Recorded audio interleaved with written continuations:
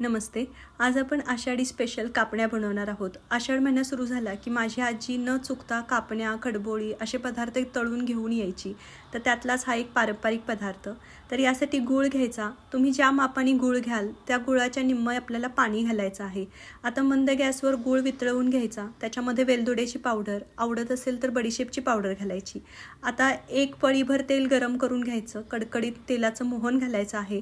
2 भाग गव्हाचं पीठ असेल तर 1 भाग बेसन या प्रमाणामध्ये आपल्याला पीठ मळायचं आहे। तर त्या पिठामध्ये कडकडीत तेलाचं मोहन घालायचं।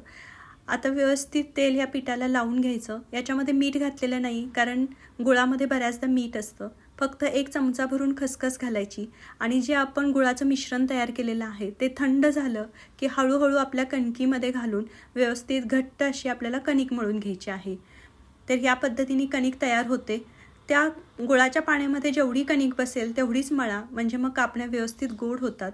आता पीठ भिजल्यानंतर तेल गरम करायला ठेवायचं आणि गरज पडेल तर मग पिठाचा हात मध्ये लावू शकता। व्यवस्थित आपल्या नेहमीसारख्या चपातीपेक्षा थोडीशी जाडसर अशी लातिंबी लाटून घ्यायची आणि याला तुम्हाला आवडत असेल तर तुम्ही पुरीच्या शेपमध्ये पण कापू शकता किंवा आपल्या नेहमीचा कापण्यांचा शेप असतो तशा थोड्याशा तिरक्या करूनही या कापण्या कापून घेऊ शकता।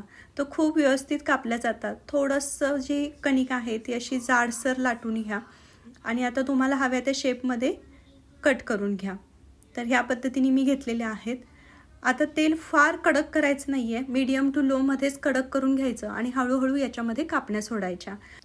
कापण्या जशा गरम होतील तसं तेलामधून वर वर एक एक तरंगायला चालू होते। आता मात्र मध्ये थोडंसं हलवून घ्यायचं जेणेकरून फुगलेल्या कापण्या आहेत त्या दोन्ही बाजूनी व्यवस्थित तळल्या जातील। मध्ये हलवत राहा, छान त्यांना खरपूस असा कलर चढतो। तळताना घाई करायची नाही। तुम्ही एकसाथ कापण्या लाटून ठेवू शकता पण तळताना थोड्याशा स्लोच तळाव्या लागतात आणि अशा ह्या अतिशय सुंदर, पौष्टिक आणि या वातावरणात सूट होणाऱ्या ह्या कापण्या तयार होतात।